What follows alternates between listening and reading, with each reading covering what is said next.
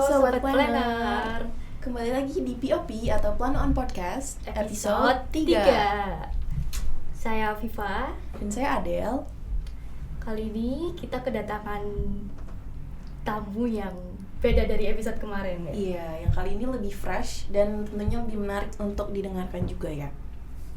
Kalau kali ini bintang tamunya adalah salah satu dosen di departemen kita, Departemen Perencanaan Wilayah dan Kota.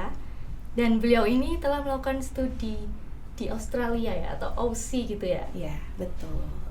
Gak usah berlama-lama lagi ya. Langsung Oke, aja. kita sambut Pak Dadang. Selamat datang Pak Dadang. Terima kasih sudah mengundang. Pertama gimana nih kabarnya Pak? Baik, alhamdulillah overall baik ya, meskipun agak-agak flu, nanti mungkin akan ada sedikit terdengar batuk-batuk ya, tapi bukan COVID ya, jadi bukan sesuatu hal yang perlu dikhawatirkan. Tapi overall bagus, terima kasih. Jadi tadi datang ke sini lumayan agak macet ya Pak ya. Situasi Malang ini agak iya. riuh di jalannya Pak. Betul. Jadi saya itu kan sebenarnya kan nggak terbiasa keluar rumah ya. Jadi saya orangnya itu lebih suka di rumah. Jadi ketika saya diundang sini, saya lihat tadi di Malang Creative Center gitu, cuma lihat tempatnya di sini gitu. Jadi sedikit salah estimasi. Jadi saya agak terlambat, jadi mohon dimaafkan. Tidak apa-apa ya. Kami juga sama-sama ini ya Pak. Mohon maaf mungkin mulainya kita agak lama, tapi tenang aja, nanti kita bakal gali pengalamannya akan Lebih banyak. Oke. Oke, mungkin yang pertama gimana rasanya kembali mengajar di Departemen Perencanaan Wilayah dan Kota setelah melakukan studi di Australia? Ya, studi kemarin itu kan hampir 5 tahun ya.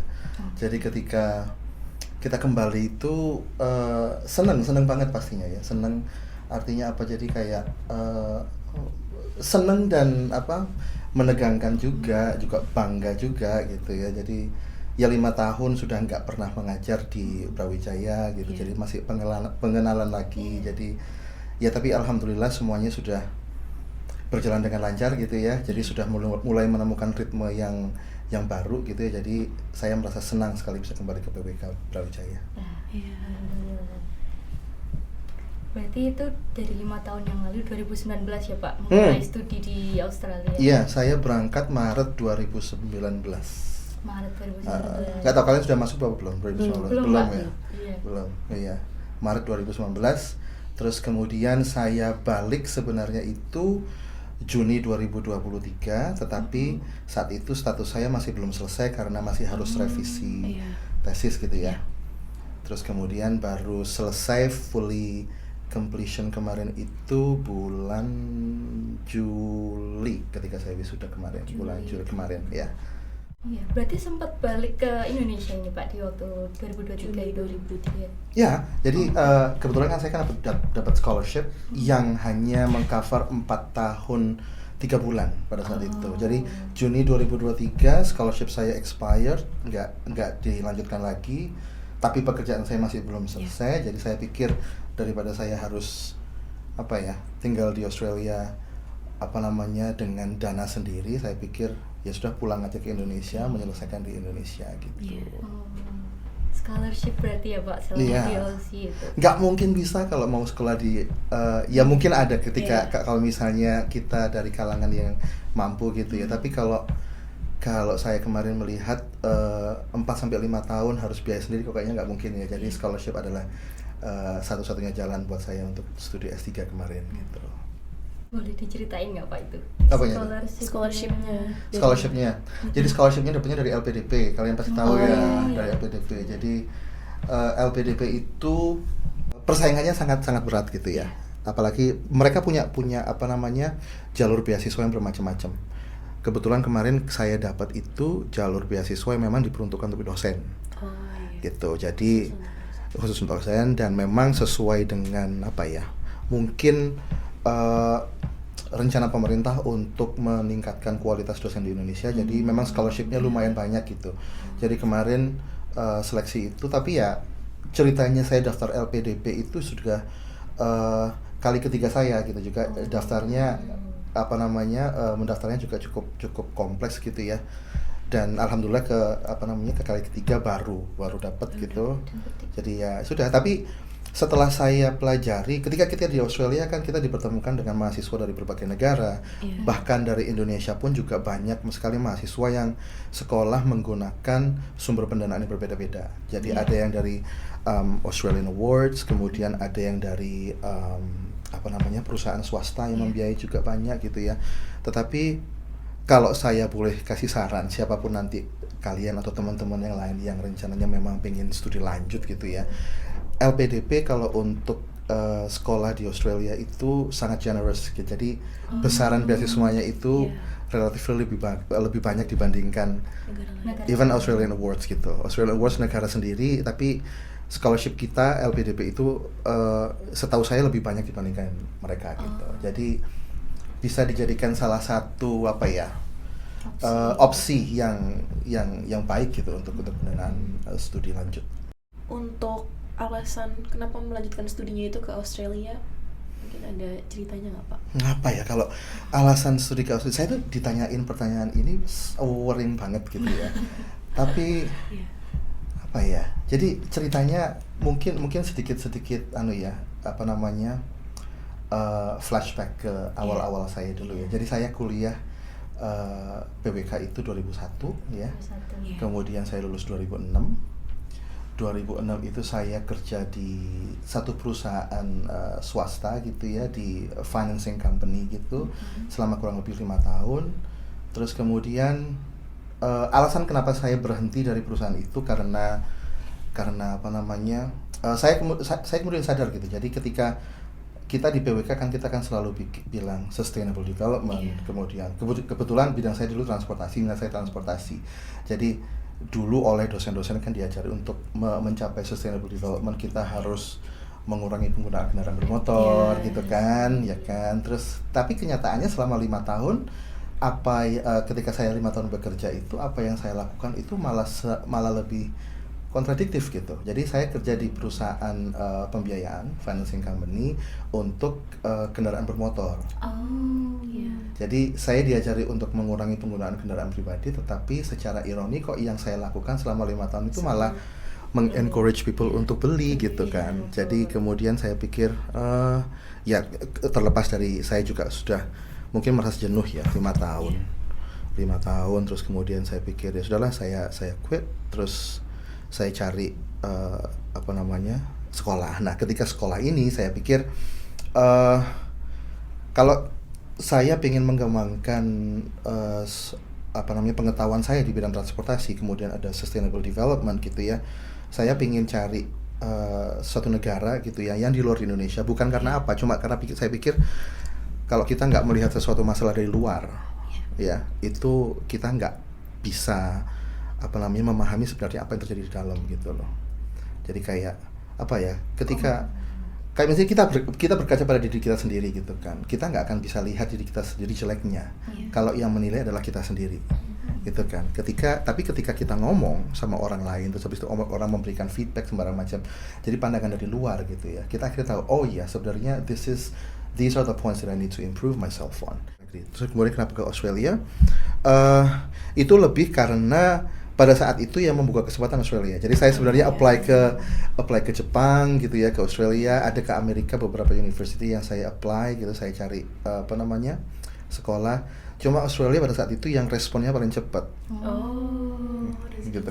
Rezekinya di sana gitu kan. Terus kemudian saya pikir ya sudah, ini ada kesempatan ini, saya sudah ketika saya keluar dari perusahaan swasta tersebut sampai akhirnya memulai S2 pada saat itu kurang lebih 6 bulan ya, 6 bulan, jaraknya 6 bulan. Saya pikir sudah terlalu lama saya tidak ngapa-ngapain gitu kan. Terus akhirnya ya sudahlah, ada tawaran dari Australia ini, langsung saya ambil gitu. Jadi terus kemudian ya dari sana akhirnya saya mulai belajar gimana sekolah di Australia, terus kemudian orang-orang yang seperti apa, culture-nya studi lanjut seperti apa, higher degree gitu. Terus kemudian saya kok cocok ya, merasa sangat cocok gitu. Terus kemudian akhirnya ketika memutuskan untuk S3 lagi, saya mencoba untuk apply ke sana kemari gitu ya.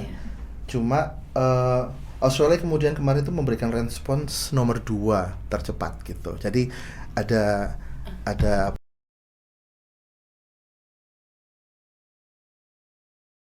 Ketika Australia ini merespon, saya pikir kali ini Melbourne gitu loh, ya kan. Nah, beda kota. Terus kemudian saya pada saat itu berpikiran bahwa Melbourne pernah dianggap sebagai one of the most livable cities in the world gitu kan. Saya pikir ya sudah, kayaknya ini calling saya gitu. Akhirnya Melbourne gitu, pas Australia lagi. Balik lagi ke yang waktu penyesuaian pertama waktu di S2 itu Pak. Berarti karena Bapak merasa kok cocok, itu penyesuaiannya nggak membutuhkan waktu yang lama nih? Penyesuaian apa tuh namanya maksudnya? Kayak cara belajarnya atau juga bergaul sama teman-teman yang di sana. Ya. Jadi ketika saya memulai S3 itu kan berarti kan sudah 5 tahun lebih ya. Sejak saya setelah S1. Oh, setelah S1. Kan saya selesai 2006, terus kemudian saya mulai masuk ke S2 itu mulai 2011. Itu kan berarti kan 5 tahun ya, 5 tahun gitu. Ya adjustingnya ya memang perlu effort baru gitu ya. Lebih kepada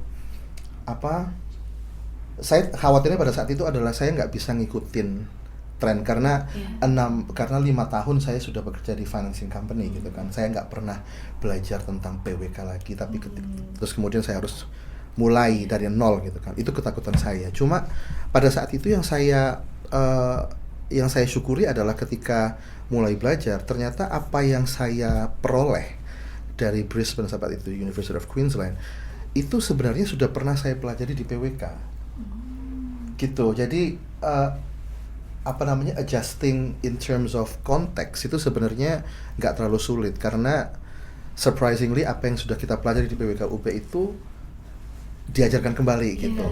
Tinggal recalling aja gitu loh. Jadi ya adjustingnya lebih kepada kayak culture, terus kemudian kehidupan sehari-hari gitu aja. Untuk kehidupan perkuliahan kan kalau S1 itu di Queensland ya Pak, di University of Queensland. S2 di University of Queensland, terus S3-nya di Melbourne. Itu ada perbedaan nggak dari mulai mungkin pembelajarannya atau people environment-nya di Brisbane sama di Melbourne? Kalau pembelajaran kurang lebih sama ya, kalau saya lihat ya. Jadi S2 di Australia itu relatively lebih ringan dibandingkan kalau saya lihat sekarang S2 di Indonesia. Kalau S2 di Indonesia mungkin study load-nya dia banyak, tapi kalau di Australian Universities itu untuk S2-nya itu mereka menggabungkan antara structured learning, maksud saya kuliah tatap muka gitu ya, dengan independent learning. Jadi satu semester itu kita cuma disuruh mengambil 4 mata kuliah. 4 mata kuliah gitu ya. Terus kemudian ya sudah, saya ingat pada saat di Brisbane dulu saya kuliah itu kebetulan 4 mata kuliah itu di masing-masing hari yang berbeda gitu. Jadi misalnya lupa saya harinya apa. Jadi Senin sampai Kamis tok gitu. Jadi Jumat, Sabtu, Minggu saya punya day off gitu kan. Tetapi yang mengagetkan itu adalah ternyata culture di sana kalau anak-anak postgraduate gitu. Itu jadi Senin, Selasa, Rabu, Kamis mereka kuliah, Jumat, Sabtu, Minggu itu mereka full di library. Jadi mengerjakan tugas gitu kan. Terus ya gitu, itu kalau pembelajaran, kalau strukturnya. Kalau people-nya Australia itu salah satu negara tujuan pendidikan yang paling populer di dunia gitu ya. Jadi kurang lebih sama yang saya rasakan.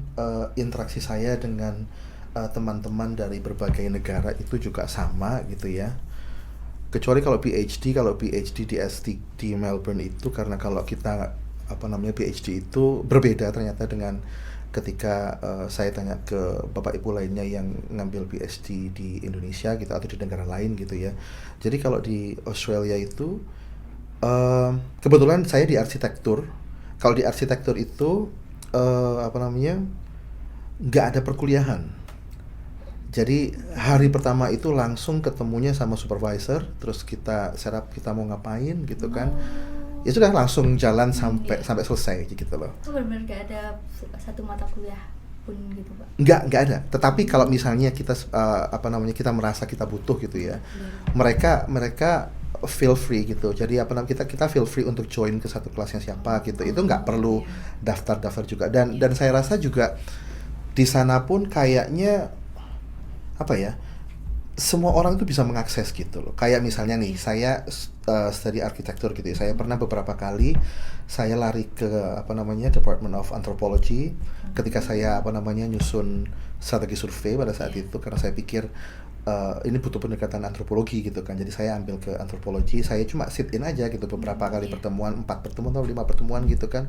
Ya cuma mencoba untuk menyerap apa yang disampaikan mereka gitu. Jadi menarik bagi saya ketika kalau kita pikir-pikir, jadi ilmu pengetahuan itu sebenarnya free gitu ya. Jadi semua orang bisa mengakses gitu. Cuma kalau misalnya kita nggak daftar kepada struktur yang formal, misalnya kita nggak apa namanya KRS-an gitu ya kita nggak bisa dapat apa namanya diploma atau ijazah gitu. Cuma basically knowledge is free gitu loh. Jadi semua orang itu berhak untuk mendapatkan informasi, dan menurut saya itu hal yang sangat menarik gitu ya. Kayak gitu. Kalau di UP belum ada kayaknya sistem sit in ke kelas lain atau jurusan lain. Bukannya ada? Enggak. Tapi itu harus baik masuk di KRS gitu. Kalau misalnya kamu masuk ke MKP-nya MKP saya gitu misalnya, nggak boleh? Nggak pernah ada belum gitu pernah. sih. Iya. Oh, nggak pernah. Kan biasanya ada absensi. Oh, oke. Ya. Tapi apa ya menarik juga sebenarnya Kak. Tapi saya sebenarnya kalau ya mungkin karena saya sudah terbiasa dengan sistem seperti itu ya. Jadi ketika misalnya nanti kalian saya punya MKP terus kemudian kalian tidak terdaftar di MKP, silakan bergabung gitu. Join langsung Pak. Boleh. Kalau menurut saya itu nggak masalah gitu loh. Ya, cuma nanti akhirnya perbedaannya kamu nggak ada kasih tugas gitu kan. Mungkin which is good. Tapi ya itu tadi, mungkin ilmu yang kalian dapatkan ketika bergabung dengan mata kuliah tersebut nggak bisa nggak formal gitu jadinya ya. Jadi nggak tercatat di transkrip ya. Transkrip gimana gitu. Undangan ini buat sobat planner. Kalau ada yang join kelasnya Pak Dadan. Silahkan langsung masuk. Silakan. Oke. Terus berarti full sebagai mahasiswa itu melakukan proyeknya selama selama berapa tahun berarti Pak? 5 tahun. Iya, 5 tahun. 5 tahun. Proses yang panjang ya Pak? Proses yang panjang. Jadi proses yang panjang, dan kelihatannya dari luar kok kayaknya gampang gitu ya, nggak ada kuliah gitu ya, tapi prosesnya karena yang bagian berdarah-darahnya, bagian nangis-nangisnya itu nggak suka kita share gitu, karena apa ya ada orang yang share gitu kan, tapi ya kalau menurut saya ya semua orang jalannya berbeda gitu ya. Kebetulan saya dulu challenge-nya itu ada di tahun pertama, berat sekali kalau menurut saya. Terus kemudian alhamdulillah tahun kedua ada COVID segala macam, challenge itu muncul lagi ketika tahun keempat. Tahun keempat itu challenge lagi. Jadi 2023 gitu, itu tantangan kembali. Tapi ya lega sekarang kita kalau lihat ke belakang, kayaknya dulu itu susah gitu ya, tapi kalau sekarang lihatnya ternyata prosesnya memang itu dan bisa gitu ternyata. Berarti waktu COVID itu Bapak di sana ya? Di sana. Jadi COVID itu kan around March 2020 ya kan ya. Jadi saya mulai Maret 2019, kemudian kalau di di Melbourne itu kayaknya Australia in general ya, 1 tahun itu proposal. 1 tahun proposal, terus kemudian kita present kayak sempro gitu, terus kemudian setelah itu kita research. Jadi tahun pertama itu istilahnya kita dipanggil PhD student, karena kita masih menyusun proposal gitu kan. Nah ketika kita sudah sempro, itu kita diganti menjadi PhD candidate. Karena sudah ini kandidatnya PhD gitu ya. Nah setahun itu, jadi saya presentasi sempro saya itu tanggal 16 Maret 2020 ya. 16 Maret 2020. Terus kemudian kalau nggak salah 5 hari setelahnya kalau nggak salah itu langsung lockdown ya. Terus kemudian ketika saya presentasi sempro itu yang saya paparkan adalah bahwa saya akan turun ke Banjarmasin gitu kan, saya akan tinggal di sana kurang lebih 6 bulan gitu kan, survei gitu kan. Terus 5 hari kemudian lockdown kan. Terus kemudian jadi setelah kita present kan, kalau presentasi itu kan banyak masukan ya, kita banyak masukan dari penguji sembarang macam. Terus kita dikasih waktu 1 minggu. Terus kemudian 1 minggu kemudian itu meeting. Jadi kita berdiskusi gimana kemarin masukan dari kami, terus apa bla bla bla.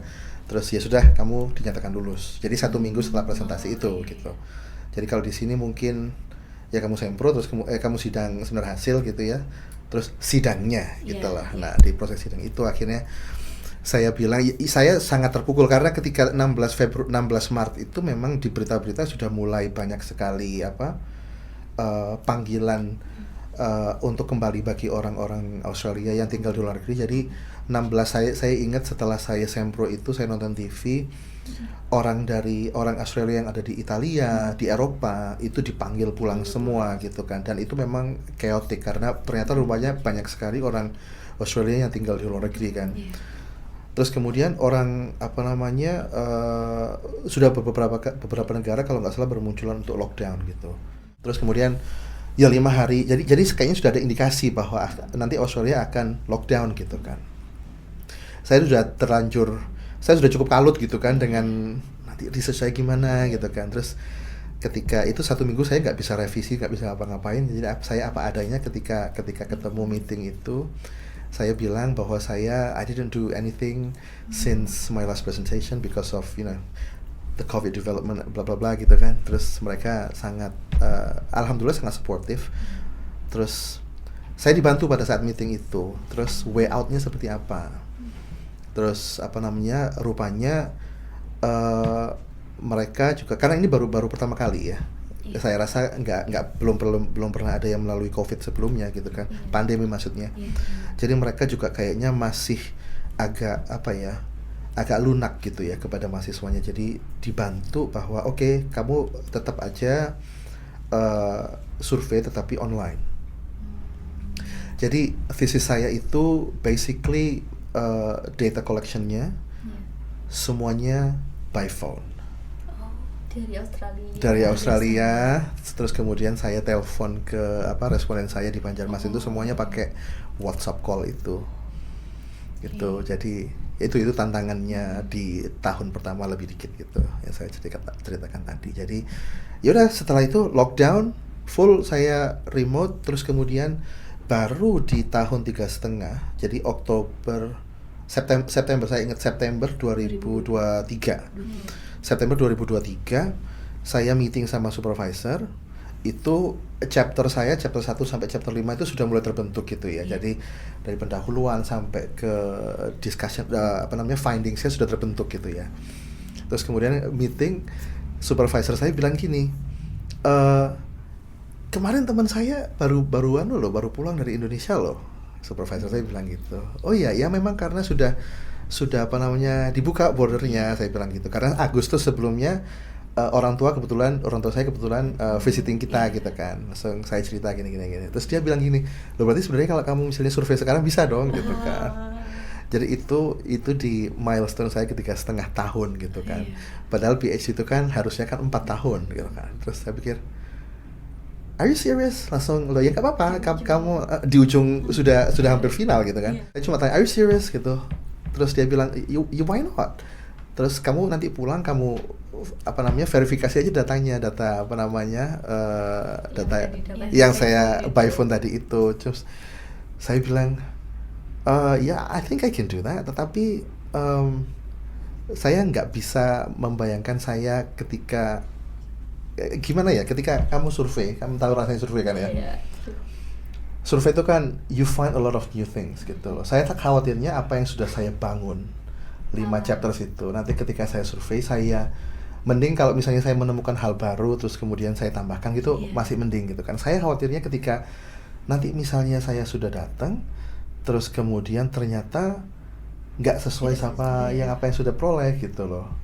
Terus jadi harus ngulang dari awal gitu kan. Terus supervisor saya cuma bilang, that's okay, ini kan nanti kamu bisa tulis 1 chapter aja gitu, bahwa this is the challenge of doing a remote study. Dia bilang gitu. Aku pikir juga kok gampang gitu kan solusinya itu toh. Terus terus saya bikin semacam agreement informal gitu sama supervisor saya. I'll go, but in any cases that I find something new, I'm not going to include it in my thesis gitu. Jadi aku nggak mau menambahkan hal-hal baru karena itu pasti akan bikin studi saya merusak terus kemudian molor gitu kan. Ketika pada saat itu juga saya sudah mulai merasakan bosan, jenuh mengerjakan PhD gitu kan. Saya pengen cepat selesai gitu. Terus ya udah mereka setuju, saya berangkat. Jadi 2023. Jadi saya sempat pulang itu 2023 ya, Oktober 2023 saya sempat mampir ke jurusan bentar. Terus ya sudah, setelah saya jadi saya datang ke Malang, saya main ke jurusan, saya cari informasi tentang Banjarmasin gitu kan, kira-kira apa yang harus dilakukan di sana sembarang macam gitu ya. Terus saya ke sana seminggu, pulang itu dengan apa ya? Dengan gitu, bukannya agak tambah berat lagi gitu. Jadi ternyata yang saya takutkan terjadi gitu kan. Jadi ternyata setelah saya Banjarmasin, jadi ketika kita turun survei itu benar-benar kita dapat a lot of new things gitu ya. Dan ternyata baru sadar bahwa ternyata framing saya saat ini kurang tepat gitu loh. Jadi Oktober saya pulang balik ke Australia maksudnya. Terus kemudian itu akhir Oktober, November bulan berikutnya, awal bulan saya ketemuan sama supervisor saya. Terus saya cerita gitu kan. Mereka cuma diem aja gitu. Gitu, iya kayaknya memang harus diganti, dia bilang gitu kan. Terus ya sudah, akhirnya dari November sampai bulan Juni, itu berarti berapa bulan? November, Desember, 8 bulan ya. 8 bulan itu saya benar-benar yang struggling sekali merubah tesis saya dari awal.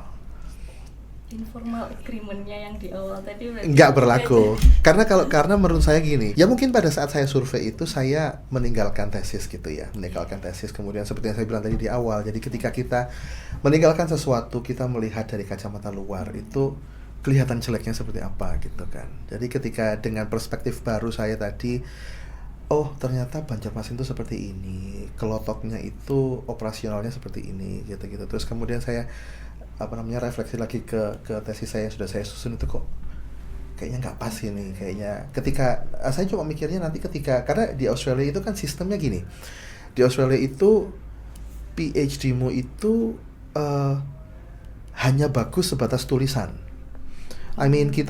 Kita memang ada semacam semhas gitu ada. Cuma kita nggak punya sistem, at least pada saat saya ya, kita nggak ada sistem semacam disertasi terbuka, ujian disertasi terbuka atau ujian. Kalau di Amerika itu ada defense gitu ya. Kalau di Eropa ada FIFA sembarang macam defense juga gitu yang diumum dan mengundang panel penguji gitu. Kalau di Australia benar-benar ya cuma sama supervisor, terus kemudian nanti ada external supervisor. Jadi tesis kita itu nanti kita tulis sebagus-bagusnya, terus kemudian sama universitas akan dikirim ke external supervisor itu yang kita tidak tahu siapa gitu, yang tahu hanya supervisornya aja gitu. Nah, terus kemudian nanti external supervisor itu yang akan menentukan apakah penelitian ini sudah cukup layak sebagai PhD atau tidak gitu kan. Jadi saya pikir kalau misalnya saya nggak merubah narasi saya, kayaknya saya nggak akan lulus deh gitu. Jadi saya pikir daripada nanti saya revisi saya banyak gitu ya. Jadi saya pikir ya sudah 8 bulan itu saya perbaiki. Gitu. Ternyata 8 bulan sampai Juni. Saya Juni pulang. Tesis itu baru selesai Desember. Jadi ternyata revisinya kurang lebih sekitar 14 bulan ya. Desember 2023 ya. Terus kemudian saya kirimkan untuk dievaluasi. Baru keluar hasilnya April 2024. Terus kemudian wisuda baru bulan Juli. Sudah. Berarti kalau dari Juni sampai Desember 2023 itu dari Indonesia? Di Indonesia. Di Indonesia. Jadi setiap bulan saya meeting sama supervisor gitu ya. Gimananya gitu. Ya, tantangannya kalau di Australia seperti itu. Jadi menulis dan bahasa Inggris itu benar-benar yang kuncinya di situ, gitu. dan ternyata menulis itu luar biasa. Karena itu makanya ketika saya menemukan challenge di menulis ketika PhD, saya mikir berarti selama ini ketika saya mengajar gitu ya S1 gitu, saya memang kurang mendapatkan pelajaran bagaimana cara menulis gitu loh, ya kan. Jadi itu memang aspirasi saya, inspirasi keinginan saya nantinya ketika saya mulai membimbing, karena saya kan belum membimbing skripsi ya. Ketika saya membimbing skripsi atau saya memasukkan saya ingin memasukkan materi-materi tentang bagaimana cara menulis yang baik gitu di perkuliahan, karena tanpa kita sadari bahwa menulis itu merupakan skill yang harus diasah dan itu sangat penting gitu loh. Ya, jadi bukan hanya skill menulis itu mengajarkan skill untuk menulis dengan bagus gitu ya, tetapi ketika kita sudah bisa menulis dengan bagus itu akhirnya pola pikir kita juga menjadi lebih terstruktur gitu kan, sehingga ketika kita ngomong pun itu akhirnya kita juga bisa lebih terstruktur, lebih enak diajak ngomong gitu jadinya. Jadi mari kita belajar menulis lebih baik lah. Banyak hal yang bisa didapat dari menulis. Iya, banyak hal yang bisa didapat dari menulis, betul. Kurang tugas berarti ya di PWK ya. Gimana ini sobat? Disertasinya untuk topik tesis Bapak kan tadi yang inland waterways di beberapa negara itu, mungkin bisa diceritakan kenapa memilih untuk memilih topik tersebut gitu. Ini seru juga nih jadi pertanyaannya. Dulu waktu S2 itu kan ya seperti biasa ya, kalau kita ngomongin tesis, mata kuliah tesis atau skripsi itu kita dikasih kesempatan untuk pilih kamu mau ngerjakan apa gitu kan. Terus kemudian nanti berdasarkan minat itu kamu nanti cari supervisor gitu kan. Nah, sama halnya dengan di sini saya rasa dulu ketika S2 itu setiap mahasiswa itu disuruh bikin semacam proposal gitu ya. Cuma research plan-nya seperti apa. Jadi topiknya apa, terus kemudian ya sedikit background, urgensinya apa, rumusan masalahnya apa gitu kan, pertanyaannya apa gitu. Terus kemudian saya ingat pada saat itu kan pengalaman saya pertama tinggal di luar negeri gitu ya. Jadi saya pikir banyak sekali hal yang berbeda dibandingkan dengan kehidupan kita sehari-hari di Indonesia. Saya pada saat itu sangat takjub sama bagaimana mereka mengolah sampahnya. Gitu. Jadi sebenarnya saya dulu, karena dulu APPK saya bagian sampah gitu kan, SPPK saya dulu sampah gitu kan. Terus kayaknya itu terus bagaimana pengelolaan sampah di sini dan di Indonesia gitu. Pada saat itu saya ke supervisor saya pada saat itu orangnya untungnya sangat welcome gitu ya. Jadi mereka di sana itu orangnya rata-rata sangat open kepada mahasiswa yang mau berdiskusi. Ya saya pengen meneliti ini, mereka sangat open. Jadi saya sempat pitching ide itu ke beberapa orang gitu kan. Ada yang mereka that's a good idea, sembarang macam itu bisa, kayaknya masih belum pernah ada studi itu. Terus kemudian sama yang supervisor saya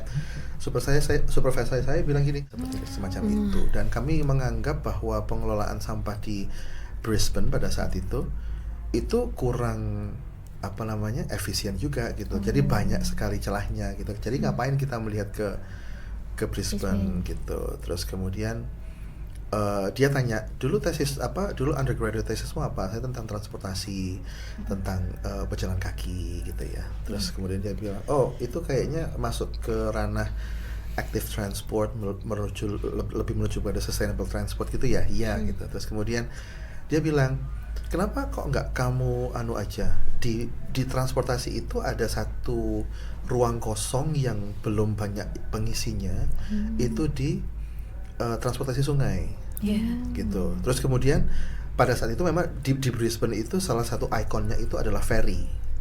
Jadi jadi Brisbane itu punya ferry system yang menjadi angkutan umum gitu kan. Saya langsung mikir, kenapa kok nggak ini gitu ya? Kenapa saya nggak kepikiran itu sebelumnya? Karena di Indonesia nggak ada gitu loh. At least di Malang ya. Saya mikir ya saya nggak bisa relate apa-apa gitu loh ya kan. Terus kemudian super saya bilang di sini sebenarnya ada peneliti yang sangat Indonesia minded sekali gitu. Jadi dia benar-benar suka meneliti tentang Indonesia gitu. Dan ketika saya ketemu sama dia terakhir kali, dia bilang sebenarnya di Indonesia juga punya loh transportasi sungai gitu loh. Jadi ketika saya bilang, oh iya ya, saya cari-cari ternyata oh di Banjarmasin ada ternyata gitu kan. Ya sudahlah. Saya pikir saya suka sama supervisor saya itu karena dia orangnya terbuka dan approachable pada saat itu. Ya sudah, akhirnya mengambil Inland Waterway Transport itu. Cuma karena tantangannya adalah ketika saya mulai melakukan penelitian, mulai melakukan research itu nggak banyak. Dia benar bahwa faktor yang bisa saya jadikan referensi gitu kan. Terus saya kembali ke dia, nggak banyak referensi yang bisa saya peroleh gitu. Terus habis itu, loh, kalau memang nggak banyak referensinya, berarti ya memang bagus. Berarti memang apa yang akan kamu temukan nanti akhirnya memberikan tawaran yang baru kan gitu. Ya sudah, akhirnya saya stick sama itu.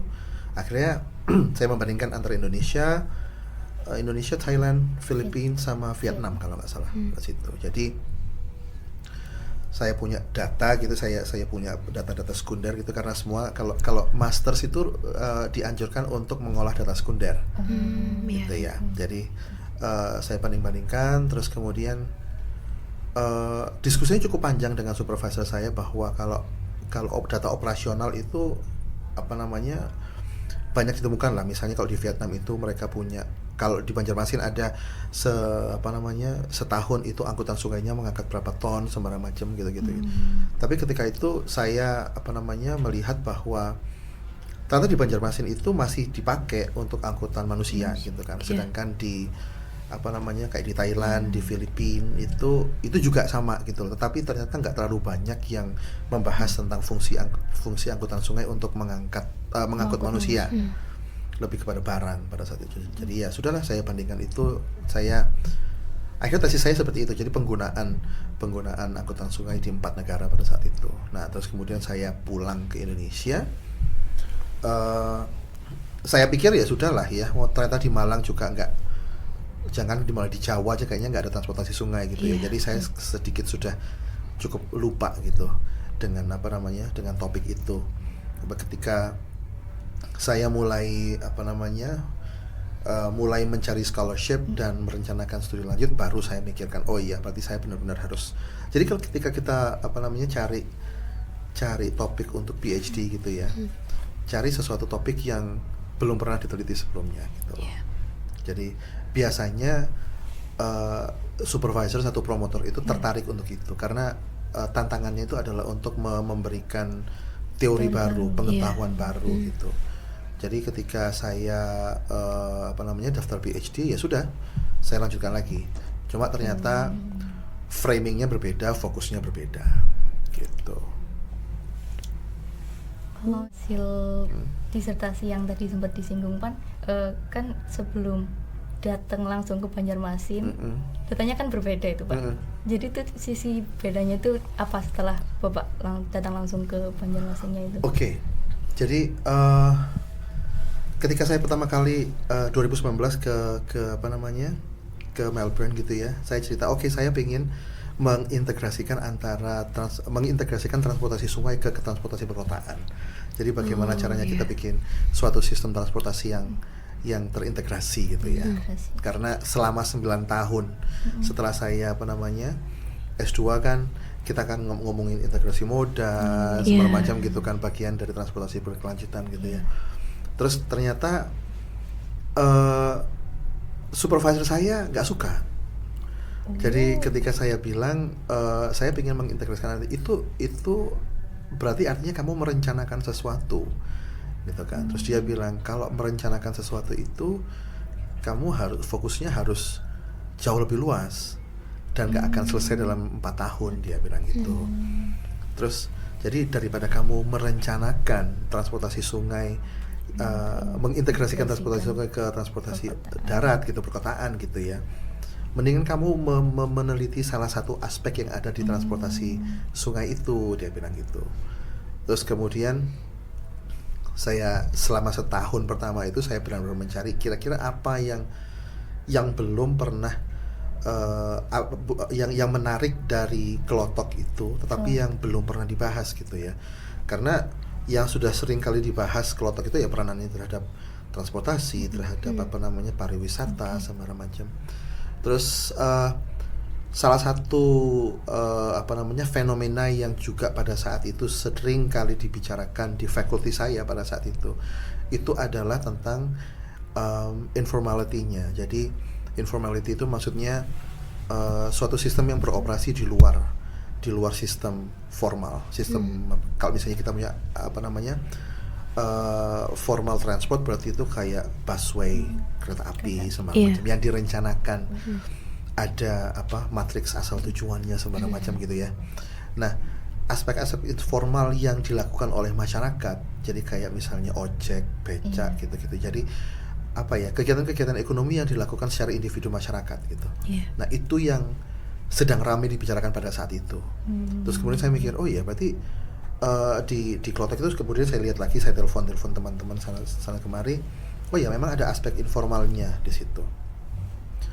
Tapi apa kira-kira gitu kan? Terus kemudian saya mikir, saya lihat perkembangan jumlah Klotok dari tahun ke tahun gitu-gitu ya. Terus kemudian jumlah penumpang sembarang macam. Terus kemudian apa yang fenomena terjadi di Banjarmasin pada saat itu, saya menemukan bahwa sebenarnya ya angkutan sungai itu sudah mulai ditinggalkan gitu loh. Ya kan, jadi kan sudah nggak ada yang pakai gitu loh. Bahkan masyarakat Banjarmasin juga saya punya asisten ya, jadi saya punya asisten penelitian yang saya tanya, kamu pernah nggak naik Klotok? Nggak pernah Pak. Padahal dari Banjarmasin gitu loh. Jadi yang dia tahu ya Klotok itu hanya untuk wisata, padahal sebenarnya realitanya enggak. Dulu itu pernah digunakan sebagai angkutan umum gitu loh. Terus saya cuma mikir, kalau memang misalnya sudah nggak ada penumpangnya, terus kemudian banyak yang sudah menjual Klotoknya, tapi kenapa kok masih ada sekumpulan orang yang masih mau bekerja sebagai itu gitu loh, gitu kan. Jadi rumusan masalah saya yang saya tanyakan, yang saya presentasikan di Sempro itu cuma tanya kenapa sih orang-orang masih mau bekerja sebagai supir Klotok, gitu kan. Nah, tapi karena yang saya lakukan itu adalah remote study gitu ya, saya mikir ya kenapa alasannya. Jadi teori-teori yang saya pelajari adalah teori psikologi gitu ya, teori antropologi gitu ya tadi. Jadi kenapa kok orang jadi ada keterbatasan ekonomi, terus kemudian ya survivalism, nggak ya hanya itu gitu ya, informalitas juga ada di situ. Terus ya udah saya rancang tuh ya sampai 5 chapter situ. Nah, ketika saya survei itu ternyata itu adalah mengetahui bagaimana informalitas itu sebenarnya mendorong motivasi mereka gitu loh. Jadi ketika saya ngomongin motivasi, saya bilang masalah keuangan, terus habis itu pendidikan sembarang macam gitu ya.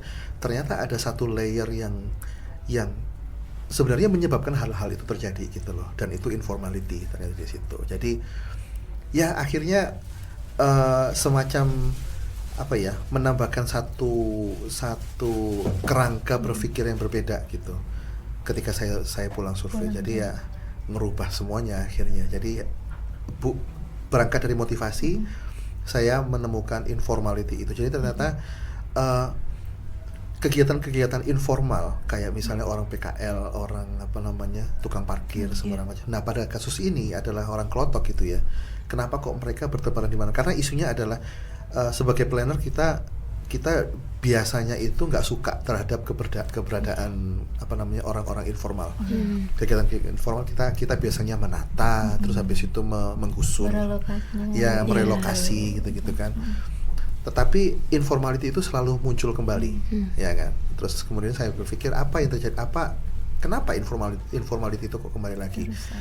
Terus ada gitu ya. Terus yang saya peroleh dari Banjarmasin itu bahwa sebenarnya informality itu muncul karena ya itu informality itu sudah membudaya di masyarakat Banjarmasin pada saat itu. Jadi mereka bekerja sebagai supir Klotok itu bukan hanya karena mereka nggak punya uang, ya, tapi karena memang ya meskipun ditawarin pekerjaan lain gitu, mereka kembali lagi ke sungai, gitu, karena memang mereka sudah punya place attachment dengan sungai. Terus kemudian ada secara turun-temurun memang mereka value-nya yang diturunkan kepada dari orang tuanya itu adalah tentang sungai.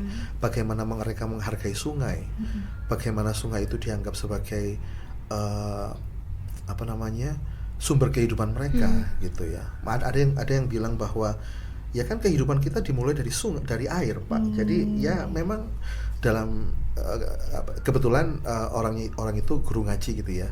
Yang saya tanyakan itu memang kehidupan kita dari air gitu. Jadi memang Islam memang mengajarkan kita berwudu 5 kali sehari, itu memang ya ada maksudnya gitu. Jadi jadi memang ada, ketika kita menghilangkan aspek informal itu, kita lupa bahwa informal tersebut dibentuk dari suatu budaya sebenarnya gitu.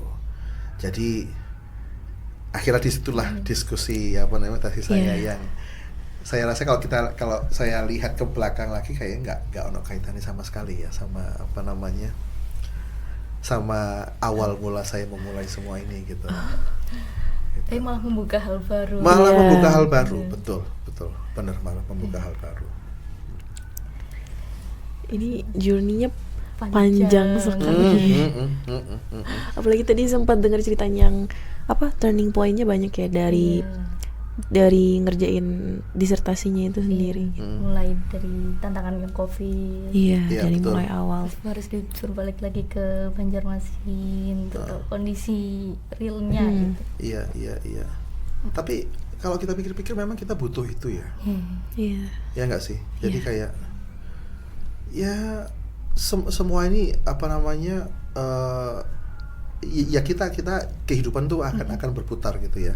Tapi membuat kehidupan berputar itu ya keinginan kita untuk terus gitu, ya kan? Terusnya kemana, bisa belok kiri, bisa belok kanan, atau terus gitu ya. Ya kalau saya refleksi kehidupan saya, dulu 2006 saya skripsi ya. Skripsi itu saya gagal skripsi. Jadi ketika saya sidang akhir itu saya harus mengulang. Gitu. Jadi saya harus mengulang, terus kemudian ya traumatik ya. Traumatik. Mungkin itu juga yang menyebabkan saya akhirnya kerja di financing company gitu kan. Jadi mungkin saya kayaknya akademia bukan BWK akademia gitu ya, bukan karena orang tua saya kan ayah saya kan dosen, jadi saya pikir mungkin nanti karir saya akan menjadi dosen gitu pada saat itu gitu kan. Terus kemudian kejadian itu terjadi, saya pikir kayaknya bukan jalan hidup saya gitu kan. Saya pikir akhirnya ya sudah, saya memikirkan cari jalan lain. Akhirnya 5 tahun ternyata kok kayak gini, nggak sesuai, akhirnya banting setir sembarang macam. Nah kayaknya memang butuh tantangan-tantangan untuk kita akhirnya maju gitu loh. Dan kemauan untuk mencoba. Betul. Mungkin ada orang yang suka hidupnya terencana gitu ya. Jadi kayak punya trajektori yang jelas gitu. Tapi ya kayaknya saya bukan tipikal orang seperti itu ya. Jadi kayaknya ya 9 tahun gitu ya, setelah saya S2 ngajar BWK 9 tahun. Mungkin saya juga yang memulai PhD itu bukan perkara yang gampang gitu ya. Karena kita tahu bahwa PhD itu nggak gampang, terus ngapain gitu ngambil PhD gitu, karena sesuatu yang berat gitu ya. Tapi saya pikir mungkin pada saat itu saya sudah 9 tahun gitu ya. Mungkin ketika 6 tahun saya mulai mencari scholarship gitu ya. Mungkin 6 tahun saya mikir, kok dari tahun ke tahun yang tak ajarin ini aja gitu ya. Kayaknya mulai bosen gitu ya. Akhirnya ya sudahlah wis, tak mulai nyari PhD gitu ya. Ternyata ya itu tadi. Utama gak karu-karuan gitu tantangannya gitu. Tapi ya akhirnya ya ketika kamu terpaksa gitu, akhirnya ya pasti ada jalan keluar gitu. Dan ketika kita lihat lagi kayaknya iya sih ya, kita butuh itu gitu loh. Selalu ada alasannya semuanya. Ada kesan-pesan. Untuk sobat planner yang lagi ngedengerin podcast ini, yang mungkin punya minat untuk studi di luar negeri, melanjutkan studi di luar negeri, mungkin ada pesan-kesan dari Bapak untuk sobat planner lain. Oke, saya nggak tahu dunia persaingan kalian sekarang seperti apa ya. Cuma ketika dulu ketika saya selesai S1 itu mungkin persaingannya tidak seberat sekarang gitu ya. Ketika saya dulu pertama kali masuk ke financing company, satu angkatan saya itu S1 semua gitu loh. Ya kan. Jadi kayaknya pada saat itu mencari peluang kerja S1 itu, mencari peluang kerja ketika kita hanya punya S1 itu cukup. Ya.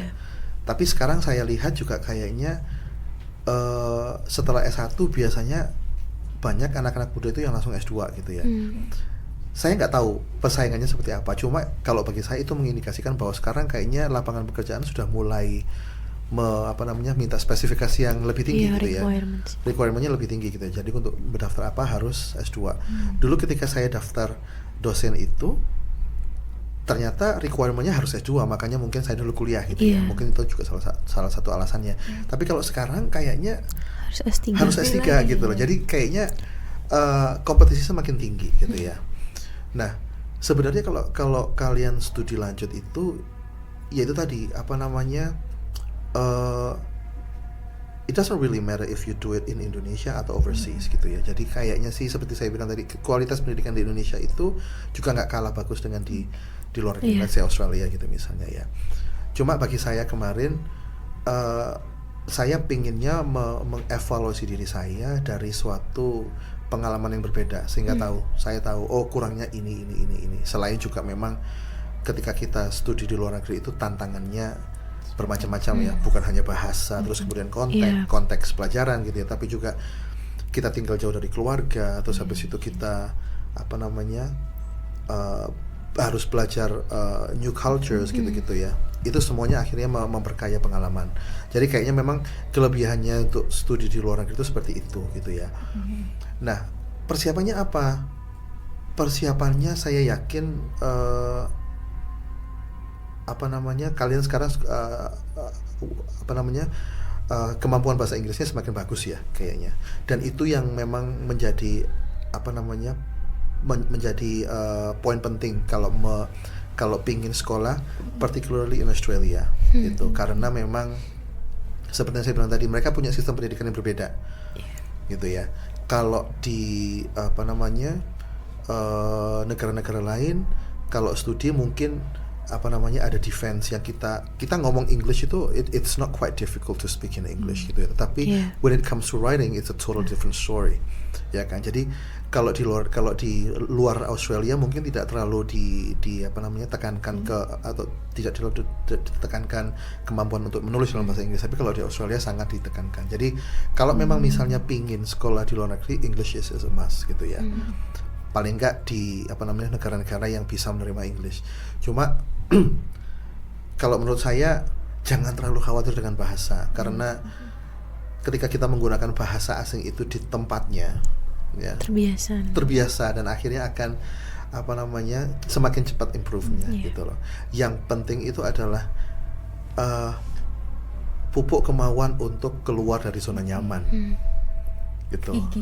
Kegigihan itu, dan saya rasa nggak banyak orang yang punya kemauan seperti itu ya, karena kalian asli Malang? Asli Malang saya. Kamu asli Malang? Kamu nggak? Ya, waktu pertama kali mulai ke Malang kan berat ya?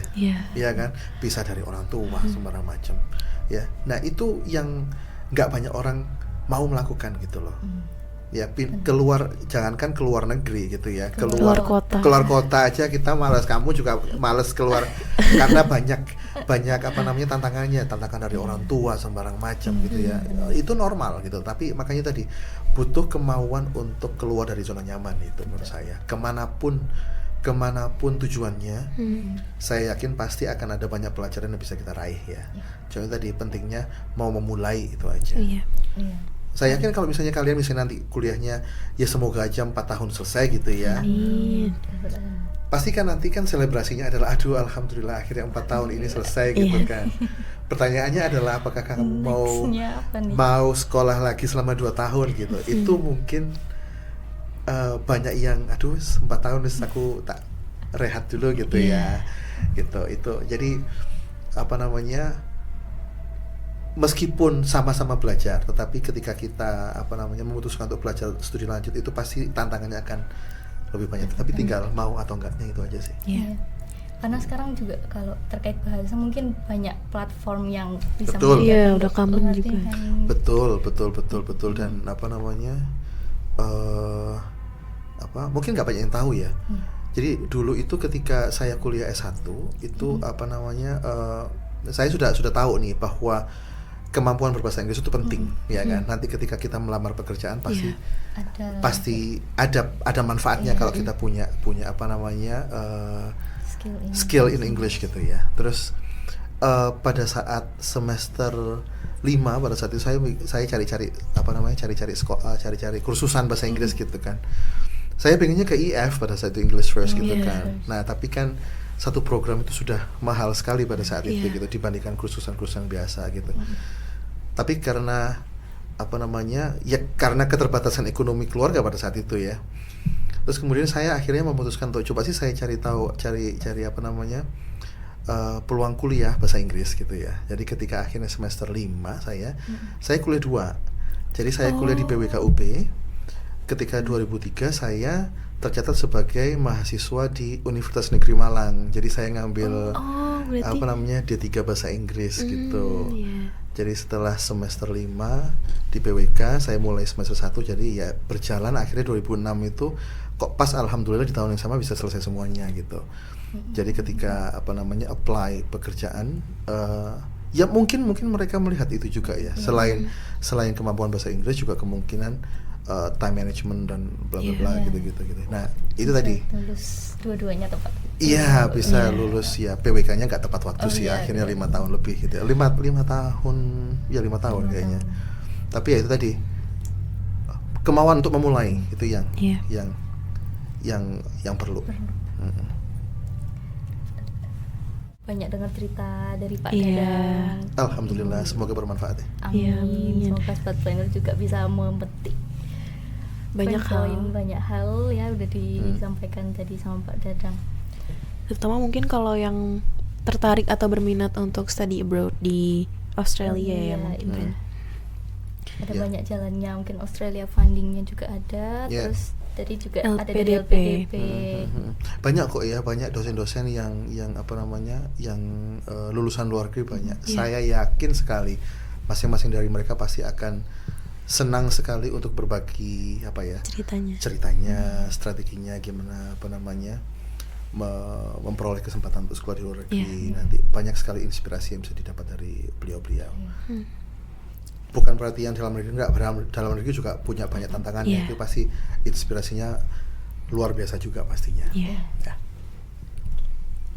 Udah setia mendengarkan pembicaraan episode 3 sampai akhir. Mungkin ini waktunya kita berpisah dulu. Nanti kita ketemu lagi di episode selanjutnya. Terima kasih Sobat Planner.